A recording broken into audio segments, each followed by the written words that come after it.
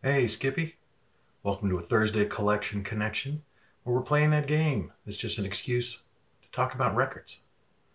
I play the game with my brother, Plastic Eric, over on the Plastic Soundwave Cult, and how we play is that every Monday he talks about an album, and every Thursday I talk about an album, and the connective tissue is that those albums need to relate in some way to one another. And we ask you to try to guess the connection.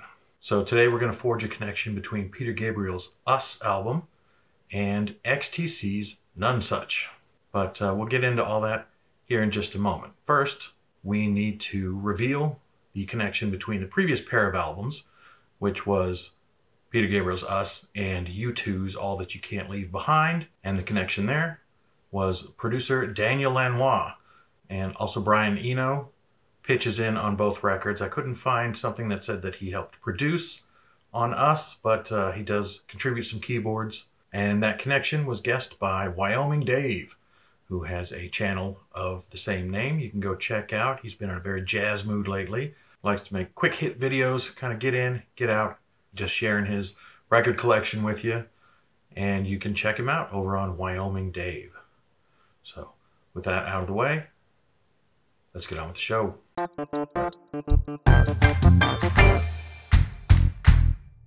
All right, well, first off, you can see I'm in a different environment, if this is not your first time watching, than I usually am, and that's because everybody's at home today, and they're fucking loud. So, set up in the basement, and as soon as I was all set up in the basement, the furnace kicked in, and I thought, oh yeah, the furnace is down here. So, it's off right now. We'll see if it kicks in and ruins the sound at any point during the video. Moving ahead, I've turned off the heat for a time so I can record this, and let's do it. Eric talked about Us in his last video. I have it right here, copy of it. So I'm going to kind of talk about both Us and XTC's None Such concurrently, because I think you can draw a lot of parallels between them. And so I'm going to try and knock a few off sort of as we talk. First, the fact they both have predominantly red covers. That's not it. And the fact that they both came out in 1992. That's not it. And the fact that it was their last album before a long period of not inactivity, but no new record. That's not it either. They kind of had different reasons for going quiet. In XTC's case, they were on strike from their record label Virgin and didn't want to record any more music until they were released from their contract, and that took 7 years until 1999's Apple Venus album. And in Peter Gabriel's case, I think he kind of became a knob twiddler. Obviously, he's a big humanitarian and has done lots of things in that realm over the years, and so that occupied much of his time too. But I think as the technology came along, he became almost stultified by the number of options available to him, and just declaring a song finished became almost impossible for him. But we're talking about Us today, which to me is an interesting record in that it clearly tried to follow the template set by So in 1986.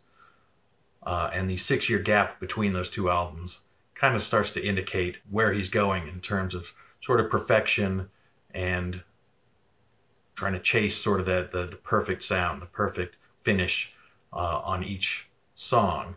But So had been such a huge success, and in some ways Us was able to replicate it, but not really in the meaningful ways. They both went to #2 on the US charts, but So had sold 5 million copies and Us only sold about 1.5 million copies. So So's legs were much longer, but the template set by the short 2-word title that was vague and sort of interpretable felt like inspiration on So, and it felt like trying to do the same thing again, sort of, to me anyway, on Us.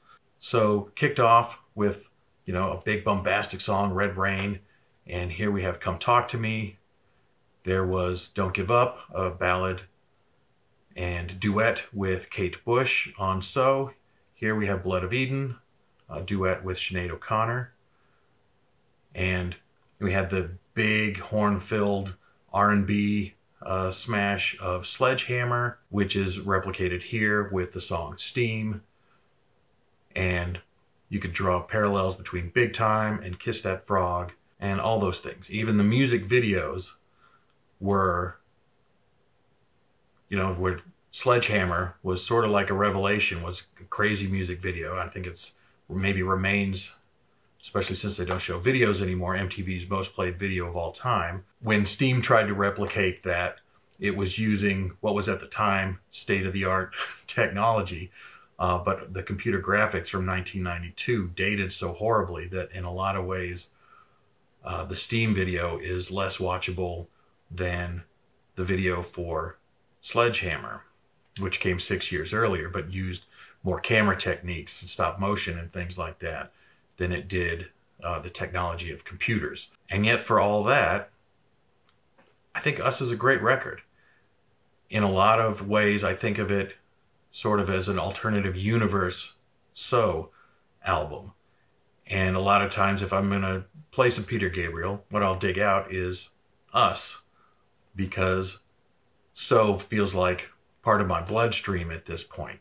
I almost don't need to listen to it because it is so ingrained. You know, that was one of the very, very early records that I ever bought. And so I've heard it so many times, the songs are so deeply ingrained. But by 1992, I had a larger record collection, was buying more, didn't have as much time to dedicate to each title, so it never sank in quite as deep.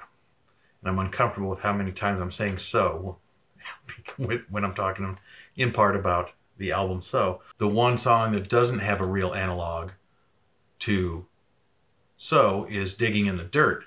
And that single, I think, is maybe the best thing, in my opinion, that Peter Gabriel ever did. I love Digging in the Dirt. I remember listening to it on the overhead when I worked at Eddie Bauer in a mall back in the early 90s. And it didn't translate well at all to the overhead because the verses were so quiet, but then it would just break out into the chorus, you know, with that big guitar. No, it was great. I loved it. I saw him live for this tour, one of two big stadium tours, or arena tours, I guess technically, that I've ever seen. Peter Gabriel and then REM for the Monster Tour. And although sometimes it worked, as with the album, the concert opened with Come Talk to Me, and it was a great theatrical piece where he came up out of a phone booth that sort of rose up at the back of the stage and had the handset, and he pulled it and was like getting wound up in it as he pulled it like 40 feet up a catwalk. Great piece of theater. Really worked like gangbusters. But then even quieter songs like Salisbury Hill had the same bombast just to fill up the sound of the space, and it didn't work to me with all the songs. And as far as REM, it was so loud that I could barely tell what song they were playing half the time. So I've determined that those big arena shows aren't necessarily for me. Nonetheless, an issue for both Us and for None Such was that they came out in 1992. I have a feeling that if Us had come out in 1990, it probably would have done a lot better. But there was just such a sea change in 1991 that this type of music was not necessarily what people were looking for. And when you look at them as albums, as their own entity, I think they're great records. But when you look at when they came out and the kind of music that was in the mainstream at that time, it really just didn't fit. And although in the 80s, music that really just didn't fit was labeled alternative and kind of became its own ecosystem, by 1992, alternative had morphed into the mainstream, and stuff that didn't fit really didn't have anywhere to live. And so I hope people rediscover these albums kind of as they go on, because there was a lot to like there, even if it felt like it back in 1992. And I don't know that I want to listen to that. But I feel like XTC, the None Such, which I have a couple of copies of here in my hand. I don't have my original CD copy. I'm not sure went, because when I replaced it in 2001 with the 2001 remaster here, it was a Japanese one done in an LP sleeve replica, I would have taken it out of my collection and filed it away somewhere, and that was 2 moves ago, and so I'm just not sure where that ended up. It's around somewhere, I don't know where. And then in 2013, Steven Wilson did a 5.1 surround mix and a whole Blu-ray thing, and so this is an album I bought 3 times now, and I think it's a terrific record. It's not one that gets remembered quite as much. They had, in the US, you know, they were never a big band in the US, so even though in some ways they were replicating the trajectory of Peter Gabriel, who had a huge record with So, and then had a million seller, but a steep drop-off from So with Us. XTC had come into sort of the American consciousness with Dear God and the Skylarking album in 1986, and then they released Oranges and Lemons in 1989, which did good business. None of their albums, because they've never been a big band in the US, none of their albums were ever hit albums. And I think Black Sea was their highest ever charting album at 41, and I'm already forgetting whether it was Skylarking or Oranges and Lemons that charted at number 44. But they sold hundreds of thousands of copies, and Oranges and Lemons did a pretty good job of maintaining the success of Skylarking. None Such was a dip, you know, it kind of started to go down pretty steep again at that point. But it's not due to the quality of the record. It starts off with the Ballad of Peter Pumpkinhead, which is a great song my kids like. I think they had a few odd single choices, and infamously they have Wrapped in Grey, which was going to be issued as a single, but after it had already been manufactured, was pulled, and so that is one of the more valuable, possibly the most valuable piece of XTC recording history you can have is a copy of the Wrapped in Grey single, because it was deleted and most of them were destroyed, but a few copies did get out there. And that's a fantastic song, but it is not a 1992 song. It's a gorgeous song, one of their best, but it was never going to be a hit in 1992. I guess they figured that out, and that's why it was pulled. But also The Disappointed is great. This was another double album, so they followed up the double LP of Oranges and Lemons with the double LP of None Such, and would have followed it up yet again once they started recording again with Apple Venus, if Andy Partridge had had his way, but he was talked down from it. And ultimately they only ended up recording the music that they had built up during those years that they were on strike. Got 2 albums out of it, Apple Venus in 1999 and Wasp Star in 2000, and that ended up being it for the band.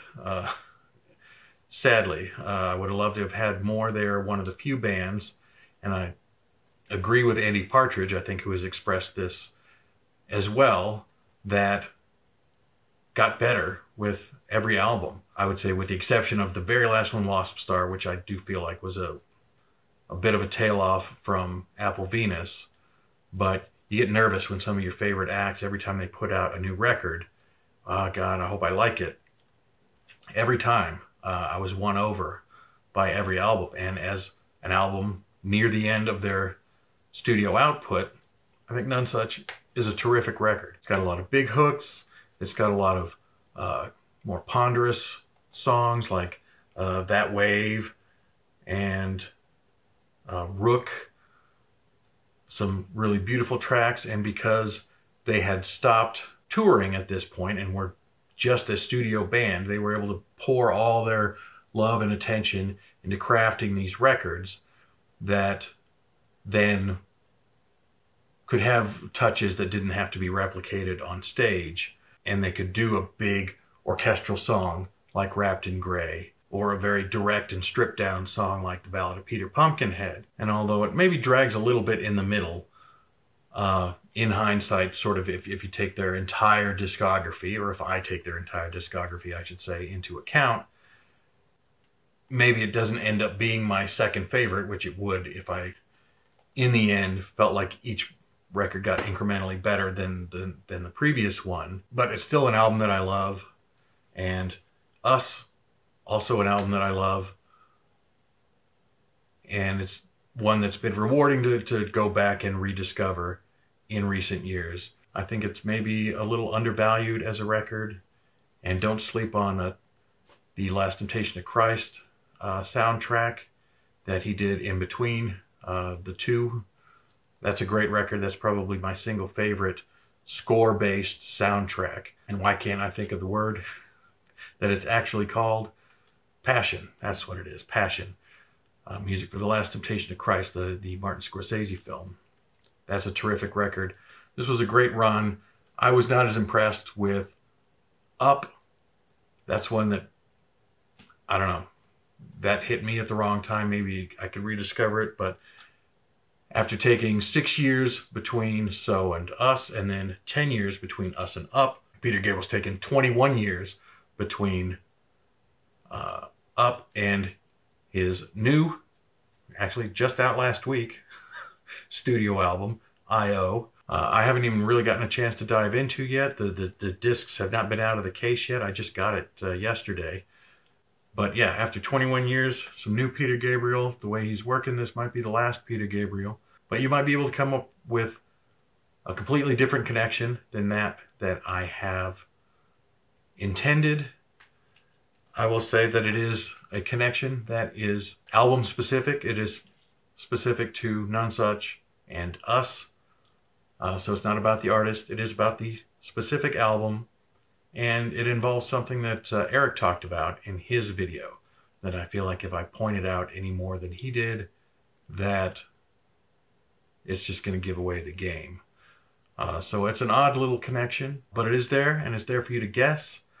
Give a guess. Man, there's no stupid guesses. We just would love the engagement. So leave your guess down in the comments, and we'll let you know if you're right or wrong. Maybe steer you on the right course if you're close. But until then, you can look forward to Eric's response, his connection to XTC's Nonesuch album.